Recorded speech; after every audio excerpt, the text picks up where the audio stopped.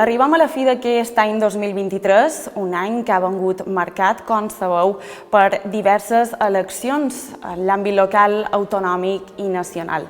Des del passat mes de juny es va conformar un nou consistori aquí al municipi de Pollença, de la mà de PSI, PSOE Pollença i també Més per Pollença.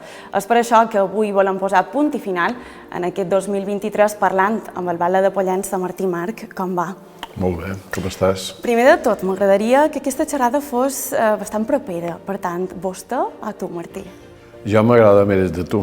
Jo crec que tots són normals, són ciutadans, i jo crec que una persona que governa un municipi o altre nivell, jo crec que és bo que tingui clar que és una qüestió de proximitat i, per tant, la confiança i el respecte és igual de tu o de vostre. Vinga, amb el teu permís, fa 5 mesos, gairebé 6, que estàu aquí, al consistori, que de fet avui ens hi trobam.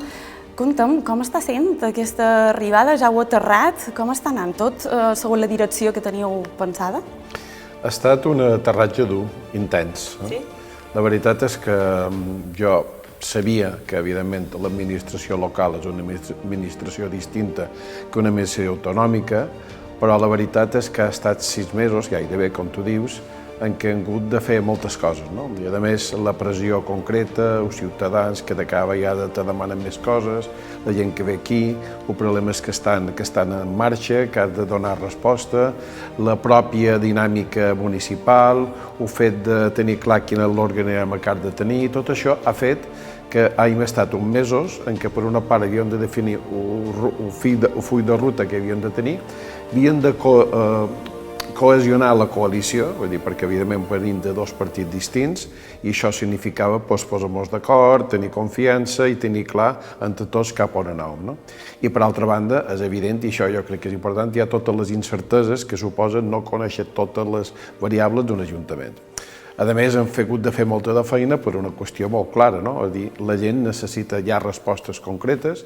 Van començar les festes, que van ser una darrere l'altra, i hem acabat gairebé en l'aprovació de pressupostos. Per tant, hem hagut de fer un esforç important per aprovar pressupostos, per fer festes i per organitzar una mica l'Ajuntament. Per tant, intens, molt intens, dur, perquè realment és una feina dura, però al mateix temps jo crec que és de les feines més interessants que hi ha, que és servir el teu poble. I jo, la veritat, ho estic disfrutant i estic gaudint d'una forma intensa i interessant. I que duri així, has comentat pressupostos generals 2024, ja se varen aprovar, són de 26,4 milions d'euros. On aniran aquests dobbers? On es veurà reflectit? Són uns 26 milions d'euros. Pensa que realment vàrem entrar, i jo crec que també ho vull posar de manifest, vàrem entrar en aquest Ajuntament i hem hagut de fer una modificació de crèdit de més de 2 milions d'euros per poder arribar a final d'any. No sé si va ser perquè no s'havia fet el pressupost, les entrades d'acord amb les possibles sortides o despeses, o bé perquè hi ha hagut més despeses o hi ha hagut manca de control de les despeses. No vaig entrar en cap tipus d'anàlisi crítica perquè jo el que m'importa és mirar cap endavant, no mirar cap endarrere.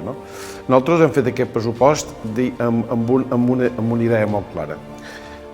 Primer, un pressupost estables. De qualsevol manera, l'any que ve segurament hi ha unes regles fiscal d'Europa que ja impactaran dins l'Ajuntament i, per tant, havíem de tenir un Ajuntament equilibrat. No podria ser que cada vegada que havíem de fer una cosa anàssim en un remanent que tenim. Jo crec que els remanents són necessaris, sobretot per fer inversions significatives, però no per lo que és les despeses quotidianes de l'Ajuntament. Per tant, hem incrementat d'una forma significativa els ingressos, estem parlant d'un pressupost de més de 25 milions d'euros.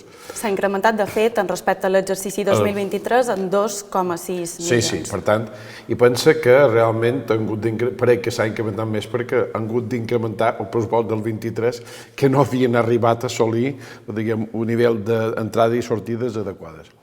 Per tant, què volem fer? Per una part, és evident que la partida important que hi ha dins l'Ajuntament és una partida de personal, és a dir, la partida de personal és una partida significativa. Aquest és un tema que l'haurem d'abordar durant enguany, el fet de tenir una administració amb una sèrie de tècnics cada vegada superiors més importants. L'Ajuntament cada vegada més complex i necessitem tècnics superiors, tacs, advocats, economistes, etc., que siguin capaços de fer la feina que havien de fer. Després és significatiu, és el tema de la residència, tenim clar, diguem, el tema d'inversió que s'han de fer, el tema de clavegueram, és a dir, hi ha moltes despeses que nosaltres no és que l'hàgim incrementat molt, simplement hem equilibrat el que hi havia d'entrada i les sortides, però sobretot el que volíem és equilibrar el que era la vida municipal de l'Ajuntament a nivell econòmic a fi fet de donar el servei que necessita l'Ajuntament i la ciutadania de Pollença. Jo vull posar de manifest un parell de qüestions. En aquest moment l'Ajuntament de Pollença té uns 50 serveis caducats.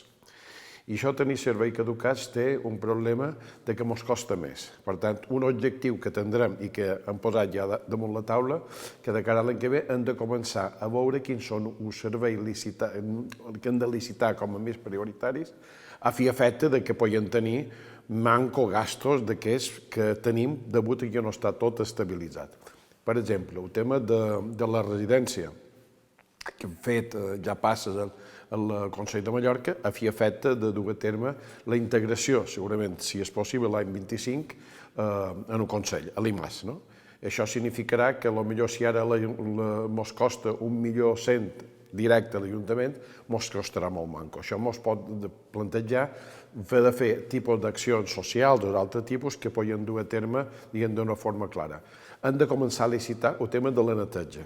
La neteja fa molt d'any que estan caducats i nosaltres volem fer, ja estan treballant i jo penso que l'any 25 poden entrar ja un nou servei de neteja i implicarà un increment substancial entre 4, 5 o 600.000 euros, de forma significativa, que implicarà més personal, els salaris de la gent seran més alts, més maquinari i més freqüències, perquè pensant que un dels elements que hem trobat dins Pollença han de millorar la neteja del poble, en tots els sentits de Pollença, de Molla, de Sant Vicenç, no només per visitants que ens venen, sinó sobretot per nosaltres mateixos. Per tant, hi ha molts objectius i hem de saber graduar-los, perquè si fas tot de cop, evidentment t'equivocaràs.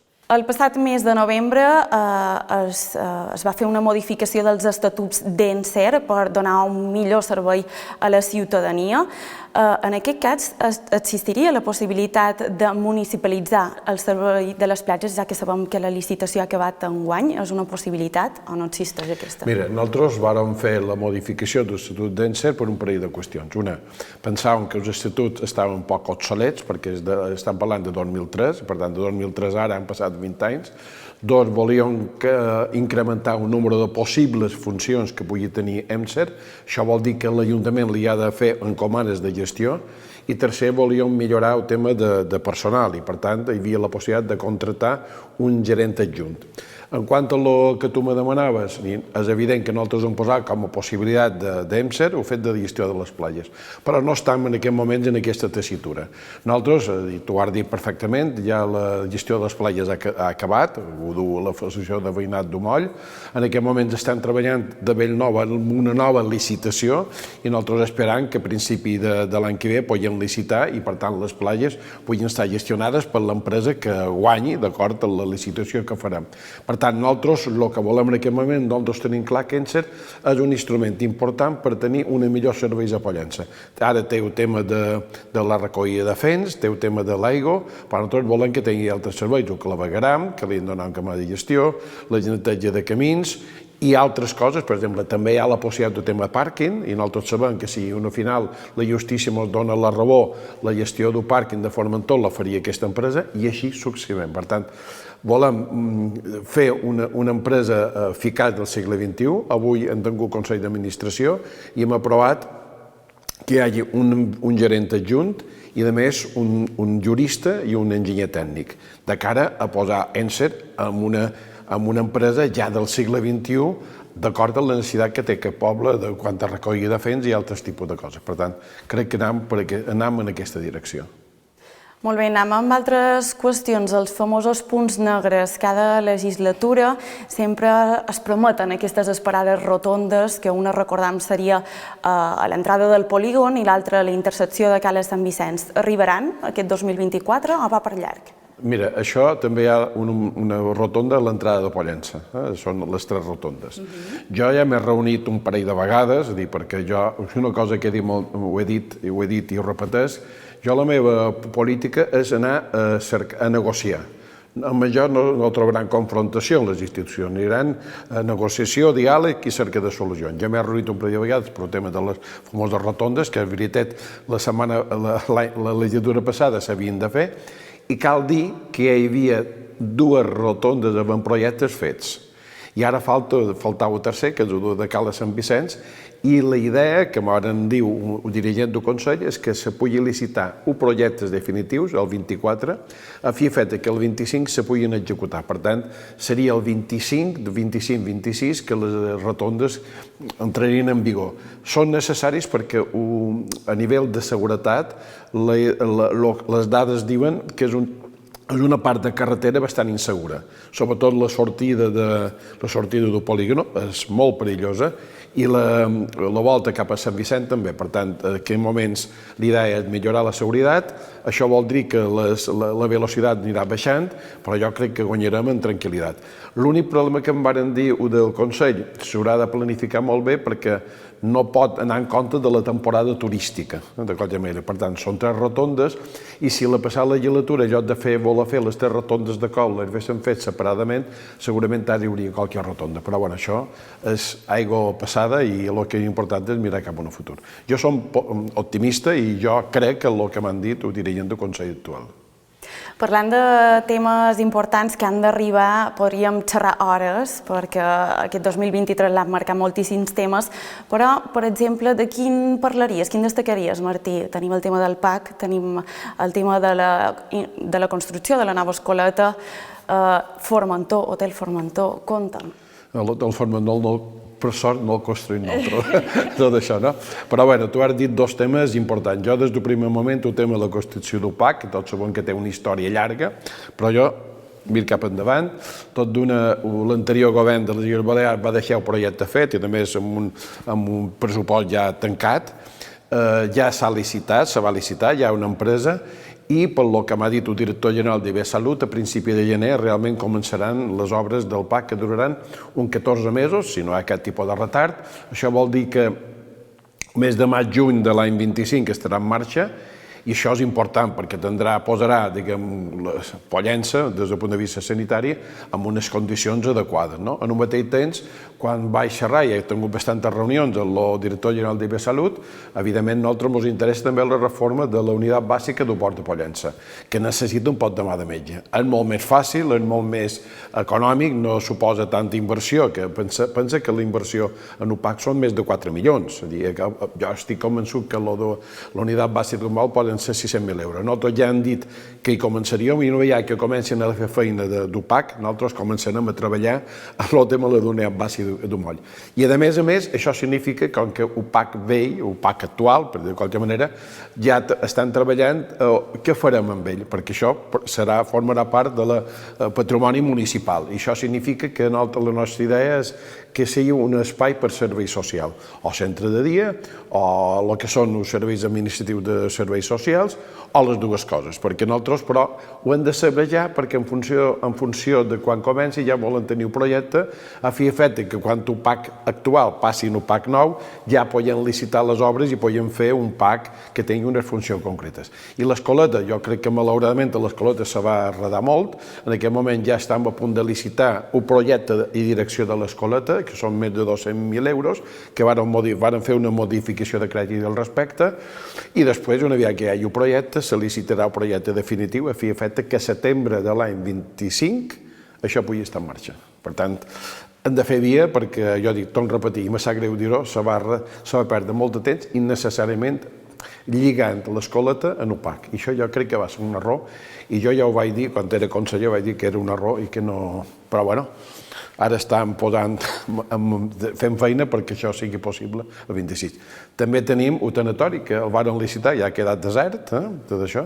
Ara haurem de tornar a modificar i segurament incrementarem el que costa, i sobretot me preocupa el tema del Capitol. El tema del Capitol, pensa que quan acabi això serà entre 8 i 9 milions d'euros per 240 places. Jo crec que és una inversió molt grossa, que nosaltres l'hem feta perquè l'hem de fer, perquè ja s'ha comprat, perquè hi ha un projecte fet, tenim dos veus d'Europa, però tenir una inversió de 8-9 milions per 240 places és una inversió molt forta. Però bueno, la farem i traurem un màxim de profit d'un centre, d'un espai que serà polivalent en termes culturals. Per tant, idees, i n'hi ha moltes també, el tema de clavegueram de moll, que no poden tenir cada vegada més que plogui les platges amb bandera vermella, això no ho poden tolerar ni com a ciutadà ni a nivell de turisme, i estan treballant, ja varen venir el conseller de Medi Ambient i estan treballant nosaltres per tal de millorar la depuradora i millorar el clavegueram de moll.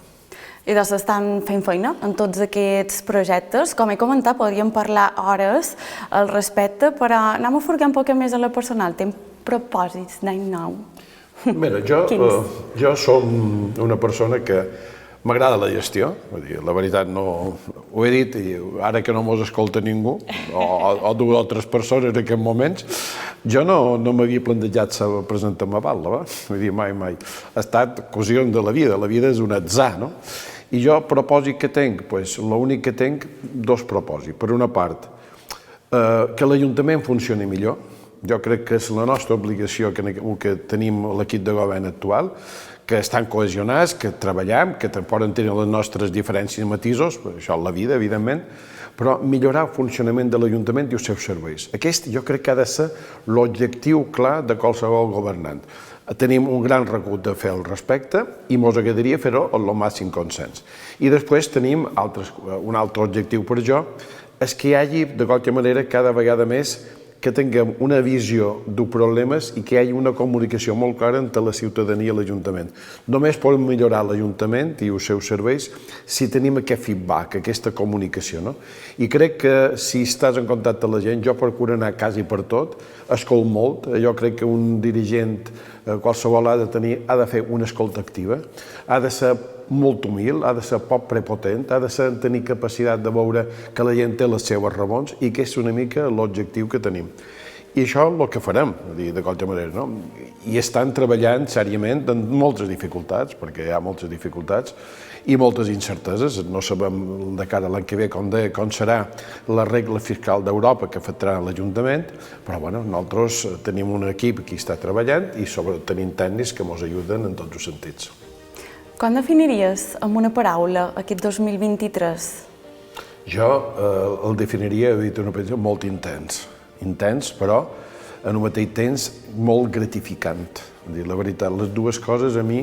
Jo m'agrada la intensitat de les coses, en fi, m'agrada passar per la vida disfrutant de la vida, no? I per tant ha estat intens però gratificant. Són les dues coses.